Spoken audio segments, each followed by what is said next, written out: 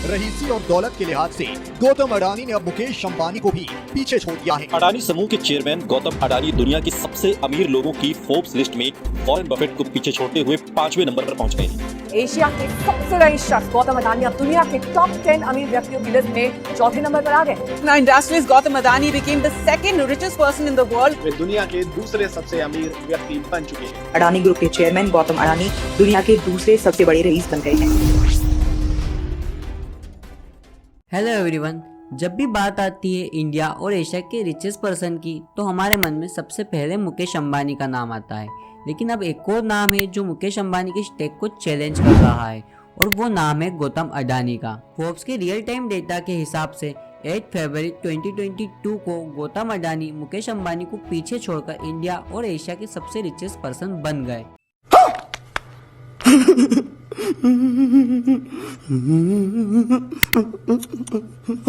और इसके बाद भी गौतम अडानी नहीं रुके और उन्होंने जुलाई 2022 को बिल गेट्स और वॉरेन बफेट को पीछे छोड़कर वर्ल्ड के टॉप 5 रिचेस्ट पीपल की लिस्ट में अपनी जगह बना ली। स्क्रीन पर आप ये जो ग्राफ देख रहे हैं वो गौतम अडानी की नेटवर्क को शो करता है, जिसमें आप ये क्लियरली देख सकते हैं लास्ट 2-3 इयर्स में गौतम अडानी की नेटवर्क बहुत तेजी से बढ़ी है और अपनी नेटवर्थ में इसी ग्रोथ की वजह से गौतम अडानी ने 15 सितंबर 2022 को जेफ बेजोस को पीछे छोड़कर वर्ल्ड के 3rd रिचेस्ट पर्सन की पोजीशन अपने नाम कर ली है। आज की केस स्टडी में हम ये जानेंगे कि एक कॉलेज ड्रॉप आउट से लेकर इंडिया और एशिया के सबसे रिचेस्ट पर्सन बनने तक की उनकी जर्नी कैसी रही। वीडियो के स्टार्टिंग में हम उनकी इनिशियल डेज की जर्नी के बारे में जानेंगे और उसके बाद हम उनके बिजनेस और उसकी ग्रोथ को समझेंगे। तो वीडियो के लास्ट में हम गौतम अडानी के बारे में कुछ इंटरेस्टिंग फैक्ट से जानेंगे। तो आओ यार शुरू करते हैं बिना किसी बकचोदी के।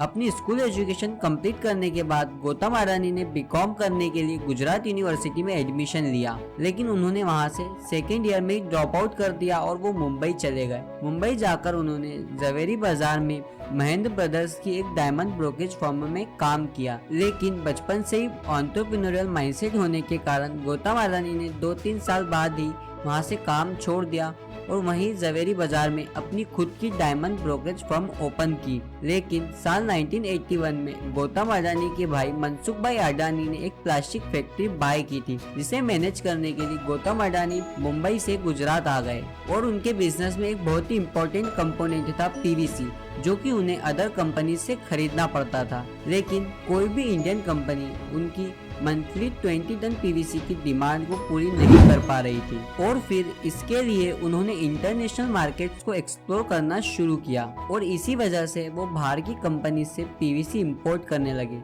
और इसी बीच उन्हें साउथ कोरिया विजिट करने का मौका भी मिला और उसके बाद साल 1998 में उन्होंने अडानी एक्सपोर्ट की शुरुआत की, जो कि एग्रीकल्चर और पावर जनरेशन के बिजनेस में इन्वॉल्व थी, जिसे आज हम अडानी इंटरप्राइजेस के नाम से जानते हैं, जो कि आज अडानी ग्रुप की फ्लैगशिप कंपनी भी है। ये उनकी लाइफ का एक टर्निंग पॉइंट था। इसके बाद उन्होंने एक के बाद एक कंपनी स्टार्ट की और यहीं से उनके बिजनेस वर्ल्ड की जर्नी की शुरुआत हुई। 1990s का डिकेड गौतम अडानी की सक्सेस में एक बहुत बड़ा रोल प्ले करता है। इस डिकेड में उन्होंने बहुत सारी कंपनीज स्टार्ट की और अपने बिजनेस को अलग अलग सेक्टर में एक्सपांड किया। 1991 की economic liberalisation policy Adani group के फेवर में ही थी और यहीं से उन्होंने अपने बिजनेस को मेटल और टेक्सटाइल जैसे सेक्टर्स में एक्सपांड किया। ईयर 1993 में गवर्नमेंट ने मुद्रा पोर्ट को एक्वायर करने के लिए प्राइवेट कंपनीज को अप्रोच किया और ईयर 1995 में ये कॉन्ट्रैक्ट अडानी ग्रुप को मिल गया, जो कि उनके लिए उनकी लाइफ का एक सबसे बड़ा टर्निंग पॉइंट है। मुद्रा पोर्ट आज इंडिया का सबसे बड़ा प्राइवेट कमर्शियल पोर्ट है, जिसकी annual handling capacity 180 million turns है।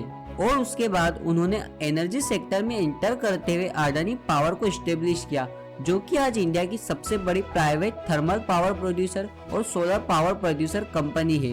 और साल 1998 तक आते आते अडानी ग्रुप हमारे देश का top net foreign exchange earner बन चुका था और साल 1999 में अडानी ग्रुप ने अपना बिजनेस कोल ट्रेडिंग में भी एक्सपांड किया और इसके बाद ईयर 2000 में उन्होंने एडिबल ऑयल रिफाइनिंग का काम स्टार्ट किया, जिससे अडानी विल्मर फाउंड हुई, जो कि आज सफोला और फॉर्च्यून जैसे बड़े ब्रांड्स को ऑन करती है।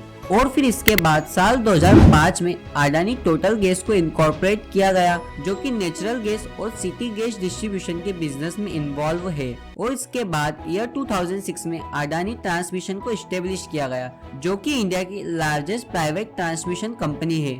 और फिर ग्रीन एनर्जी की अपॉर्चुनिटीज को ग्रैब करने के लिए अडानी ग्रीन एनर्जी को एस्टेब्लिश किया गया और इस तरह अडानी ग्रुप की सारी कंपनीज फॉर्म हुई और इन सभी कंपनीज ने अपने अपने सेक्टर में एक शानदार परफॉर्मेंस दिखाई। आज अडानी ग्रुप इंडिया के टॉप कॉन्ग्लोमरेट में से एक है। अब हम ये समझते हैं कि एट प्रेजेंट उनके क्या क्या बिजनेस है और उनकी नेट अर्निंग्स कहाँ से होती है। अगर हम करंट सिनेरियो की बात करें तो गौतम अडानी बहुत सारी कंपनीज को ऑन करते हैं, जिसमें से कई अनलिस्टेड और 7 लिस्टेड कंपनीज हैं।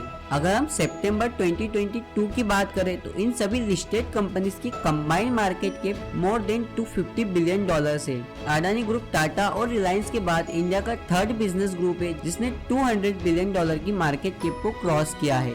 और ये 7 लिस्टेड कंपनीज है: Adani transmission, Adani green energy, Adani enterprises, Adani total gas, Adani ports and special economic zone, Adani power and Adani Wilmer.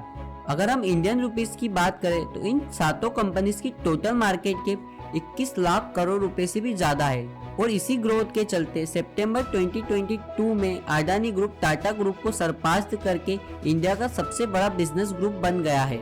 अगर हम इंडस्ट्रीज की बात करें तो power, transmission, infrastructure, commodities, defence, cement, green energy और रियल एस्टेट जैसे सेक्टर्स में अडानी ग्रुप की कंपनीज का अच्छा खासा बिजनेस है। लास्ट 2-3 इयर्स में गौतम अडानी की नेटवर्थ बहुत तेजी से बढ़ी है। लास्ट 3 इयर्स में गौतम अडानी की नेटवर्थ में 1800% का राइज आया है और इसका मेन रीजन है अडानी ग्रुप के स्टॉक्स में हो रही स्ट्रॉन्ग रैली। अगर हम लास्ट 2 इयर्स की बात करें तो लगभग अडानी ग्रुप के सभी कंपनीज ने बहुत अच्छी परफॉर्मेंस दिखाई है, लेकिन जुलाई 2021 में सेबी ने कुछ कंप्लायंस रीजंस की वजह से अडानी ग्रुप की कुछ कंपनीज को इन्वेस्टिगेट भी किया था और इसी इन्वेस्टिगेशन के चलते उन्होंने अडानी विल्मर के आईपीओ को कुछ टाइम के लिए होल्ड भी कर दिया था। लेकिन इन सब के बावजूद भी लास्ट ईयर अडानी ग्रुप के सभी स्टॉक्स ने अच्छी परफॉर्मेंस दिखाई है और इसी वजह से आज गौतम अडानी वर्ल्ड के सेकेंड रिचेस्ट पर्सन बन गए हैं। सितंबर 2022 को गौतम अडानी LVMH के फाउंडर बर्नार्ड आर्नोल्ट को पीछे छोड़कर वर्ल्ड के सेकेंड रिचेस्ट पर्सन बन गए हैं।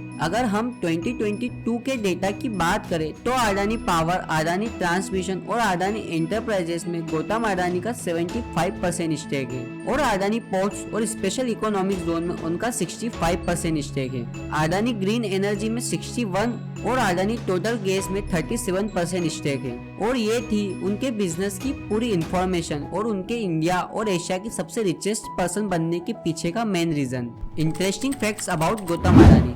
नंबर 1, जब 26 नवंबर 2008 को मुंबई के ताज होटल में जो टेररिस्ट अटैक हुआ था तब गौतम अडानी वहां डिनर कर रहे थे, लेकिन उन्हें सक्सेसफुली रेस्क्यू कर लिया गया था। नंबर 2, गौतम अडानी अपनी 20 की एज कंप्लीट करने से पहले ही मिलियनर बन गए थे। नंबर 3, अडानी ग्रुप वेंचर्स से गौतम अडानी को जितना भी प्रॉफिट होता है वो उसका 3% फिलैंथ्रोपिक एक्टिविटीज के लिए डोनेट करते हैं। नंबर 4, गौतम अडानी वर्ल्ड के सबसे रिचेस्ट एनर्जी बिलियनर हैं। नंबर 5, गौतम अडानी ने अपने 60th बर्थडे पर 60,000 करोड़ रुपीस को चैरिटी में डोनेट किया था।